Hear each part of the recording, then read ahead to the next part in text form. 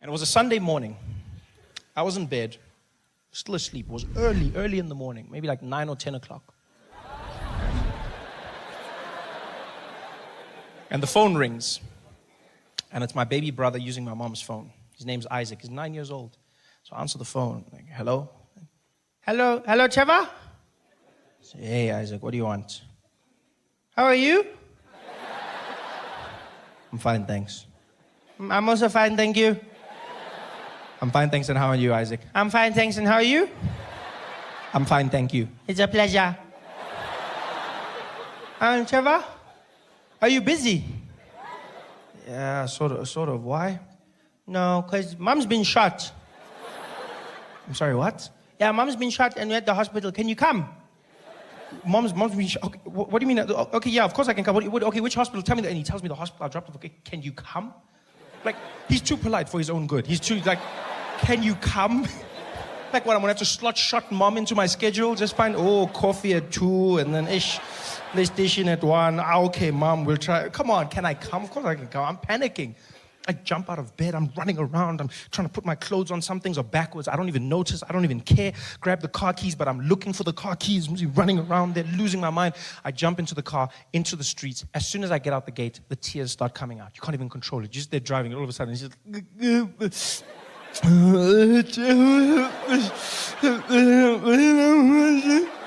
I'm driving, I'm trying to hold it back, but then I get to the traffic lights, the robot is red, and I just let it out. It just comes out. No,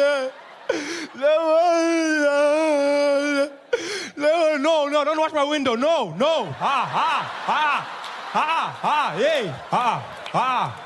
hey, no. No, And there I am, driving to the hospital like a madman. I get there, jump out the car. My brother's standing there, the emergency section. I see him outside. He's just standing like nothing happened, looking around. I go, Isaac, what happened? He's like, Mom, she's getting shot. She's inside. So I'm like, okay, are you okay? He's like, Mom was shot, not me. No, that's not what I'm saying, you idiot. Whatever, I'm coming back. So I run inside. My mom's in the prep area. All the doctors are standing around her. There's blood everywhere. I'm looking at the doctors. And just by the way, doctors are not as good looking as they are on those TV shows, eh? No, like they set the bar really high. Because I was shocked. I ran. I was like, what the hell's...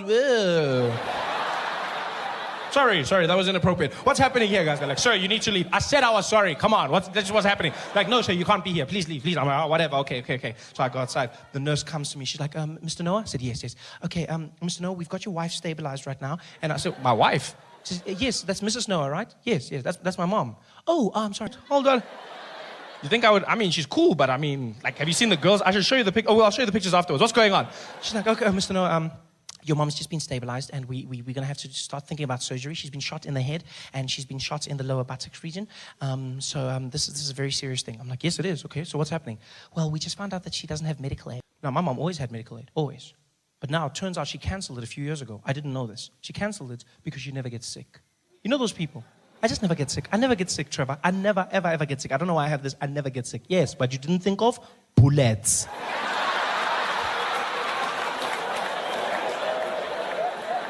Now she's in the hospital, no medical aid. So I said to the nurse, well, what does this mean? She says, well, Mr. Noah, it means we're going to have to put her back in the ambulance and send her to a public hospital. So, but she's bleeding now. You can't say. She says, I'm sorry, sir. That's all we can do. She has to go to a public hospital. Now I'm panicking. Public hospital? Normally a good place to go. Normally, But now what's happening is there's just misadministration of funds, like money's going missing, you don't know what's happening, they don't have the right equipment. Now I'm picturing guys trying to fix my mom. There's the doctor, give me a scalpel, we got a spare now.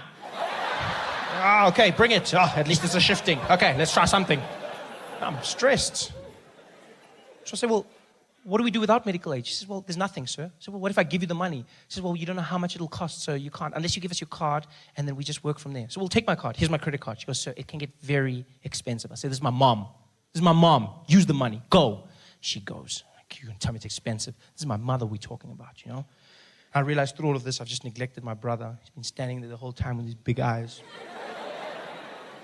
So I'm like, hey, Isaac. Hey, Isaac. What's on your mind, man? You okay, big boy? He's like, Trevor, can I come to your house and play PlayStation later today? How are you going to ask me about PlayStation? Your mom has just been shot. You can't be asking me about what the hell is wrong with you, stupid child. You know what? You're never going to play PlayStation ever again. Ever. No play PlayStation for you ever in your life. Ever. Go away. Go sit down and think about what you just... PlayStation, you're going to ask me. How the hell is going to ask me about PlayStation? The nurse comes back. She goes, okay, Mr. Noah, we just used 900 Rand for some blood tests. I'm like, okay, why are you telling me this? Yeah, because it's 900. This is my mom. Use the money. Go. She goes away. I'm like, 900 Rand. How are you going to tell me about that? She comes back again. She's like, Mr. Noah, we need 2,000 Rand for some x-rays. This is my mom, not a pair of jeans. Use the money. Go. She goes away. I'm like, this is my mom's going to die. Asking me questions here. Busy asking me, my mom's going to die. My mom's going to die. That's all I'm saying. And I say it. My brother hears me. He starts crying. I'm like, Isaac, I'm sorry. Are you okay? Are you okay? He said, I'm not okay. You said I'm never going to play PlayStation ever in my life. And I want to play Need for Speed, and now I can't play PlayStation. I'm like, you're still crying about play? You have no right to cry. You hear me? You shut up. Stop crying. You can't cry about this. You shut up. Now some woman comes out. She knows my mom's been shot. Now she thinks I'm telling my brother not to cry about my mom. She just gets involved. She's like, hey, you let him cry, okay? You let him cry. Some people express their pain in different ways. You let him cry. I'm like, I will not let him cry, lady. I will not let him cry. Many kids grow up without one, okay? It's just none of it's fine. Like, you should go play in the park or something. It's not a time to cry right now. What the hell? You spoil your kids. That's your problem. You should take it away from them so that they can learn about life. You both shut up. All of you, shut up. I'm telling them this. The nurse comes back. She goes, Mr. Noah, we're ready for surgery. I'm like, so do the surgery. She says, yeah, but sir, this could get very expensive. ICU and surgery is very expensive. I'm like, lady, what is expensive? This is my mother. She says, so well, anyway, from like 20,000 Rand. This is my mom, all the way to like 500,000 Rand.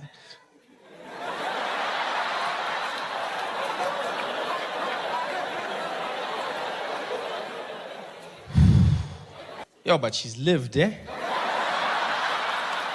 I mean, she's like, what, 56, 57? I mean, it's almost finished. I mean, you know? Even she says she's old. I mean, you know?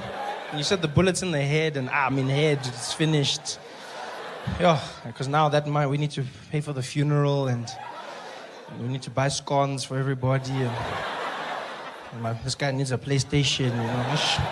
So, I mean, I don't know if... She's like, sir, we need the go-ahead, otherwise we can't do anything. I said, okay, well, you know, use the card, just use the card. We'll handle the debts. She goes away. I'm stressed. Because I've seen this happen to people. Go into a hospital, you don't have enough money, use your credit card, next thing you're in debt for years, and the person could die. Yeah, the person dies. And when they die, the doctor doesn't give you your money back. No. No, he doesn't. Yeah, because he tried, and that's all he has to do. Yeah, you'll get them, be like, doctor, did you win? Be like, wah, wah. And your money's gone. That's all I was stressed about. But the most amazing thing happened, because my family's gifted. The head bullets didn't hit anything vital, yeah? Other than the head, obviously. But it missed her spinal cord, missed the nerves, didn't touch the brain, went right through, missed the eye, hit the eye socket, and so deflected. And all it did was it cut a piece of her nostril off, just one side, and the bullet went out clean.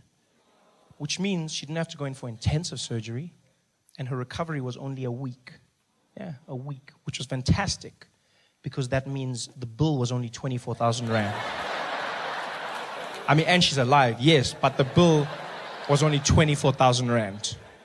This is great, really great, because 25 was my cutoff. So, you laugh, but that's how much I've calculated I'm willing to pay my mom back for all the Ultramel custard I've consumed in my life. Everything else, none of my business, eh?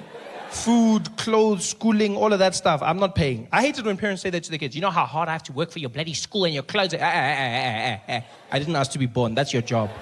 Please, you handle that. I asked for the Ultramel, we can keep a tab. Don't involve me in your things. That's what I calculate, 25,000. Yeah, I would have been there, 24,750. I would have been there at the doctor. Eta. It's fine, my man. No, stop. No, you tried. You tried, man. It's cool. No, you tried it. No, just switch off there. Switch off. How much? 250 left. We'll pour petrol or something. It's fine. Just switch off there. You tried. Yeah. It was fantastic. I told my mom about the 25. She laughed. She didn't know I was serious.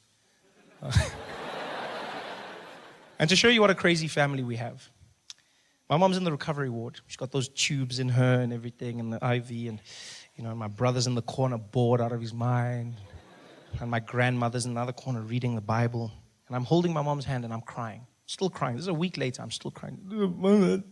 I've been crying the whole week. But I've also been using this time to cry for other things in my life. No, because as a man, you need to know when to cry. You loop it all together and you just cry at one time. It's like we cry in bulk. You got to understand. You cry. You don't just cry one. Cry in bulk. Yeah. So I'm crying for everything. And my mom looks at me and she goes, shh, Trevor, shh, don't cry, baby. I said, no, Mom, I'm going to cry. You were shot in the head. And she says, no. Look on the bright side. I said, what bright side? She says, no, at least now because of my nose, you're officially the best looking person in the family. I was like, oh, by default.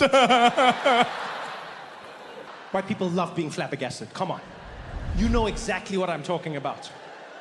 Have you ever seen when a white person's having like a bad day, something's gone wrong, and they always do that thing with their face, they just get flabbergasted, it's like, oh. White people love being flabbergasted.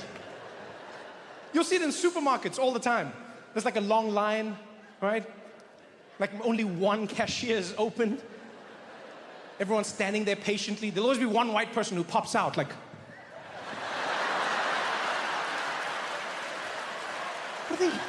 why don't they open the other? Are you serious? Why don't they? Are you? The only thing white people love more than being flabbergasted is finding another white person to flabbergast with. Have you seen that?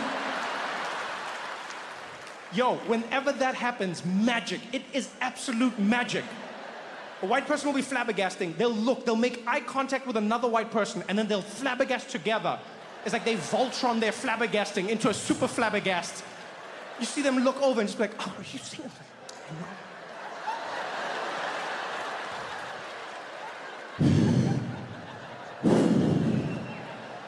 And that's one of the keys to flabbergasting I've learned. You have to exhale. You have to let it all out. Life is so hard that the air has to leave your body. You can no longer even breathe.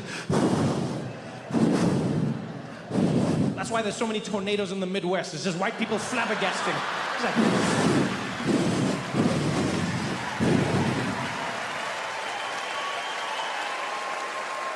we don't celebrate our heroes enough in this country. So many of our heroes, we chastise them. We bring them down. It's jealousy, it's hatred, umor. We don't acknowledge. Greats. After Nelson Mandela, we always go, nobody else can live up to that. Yeah, but there's small levels of greatness. You don't even have to look far. For instance, our great sign language interpreter. Tamsanga. Yankees. The man who made it all happen. Huh? He was there at Nelson Mandela's memorial service. A service that the whole world was watching. And because of that, the service was translated to everyone all over the world. Translated into all languages, including sign language. And so Yankees was there translating for those who didn't understand. Unfortunately, he also didn't understand sign language. Which is a small problem. A problem that he didn't let stop him, people. Where others see obstacles, he saw an opportunity. People go, he's a con man. He's a bloody, how could he do something so deceitful? Yeah, you gotta go, how could he do something so deceitful? That man Yankees showed something so powerful. He's a role model to the children. Because he showed that you shouldn't listen to what people say you can or cannot do. If you believe in yourself and you work hard enough, anything is possible. People told him his whole life, they're like, Yankees, you can't do sign language. He was like, we'll see about that. Bitches. And he did it. He did sign language for the most powerful people in the world. Every single one of them, Yankees was on that stage doing it and doing it well. Nobody even suspected him. Nobody. People were just like, he's doing his thing. People ask questions, where did he come from? Did he sneak? He didn't sneak in. He'd been the official sign language interpreter for the government for the last 5 years. Yeah, official for the last 5 years. And apparently before this, people have complained, but obviously the complaints fell on deaf ears, so nothing was done about it. And so he just carried on. And now he was here, the biggest event of his life, signing for the world. Signing, just making it up in the zone. Nobody suspected. I suspected though. I did. I did. Let me tell you why. No. Let me tell you why. Not because I know sign language, but because I know my president.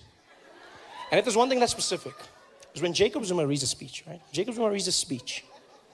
He's a very deliberate man. He's very calm, very measured. Takes his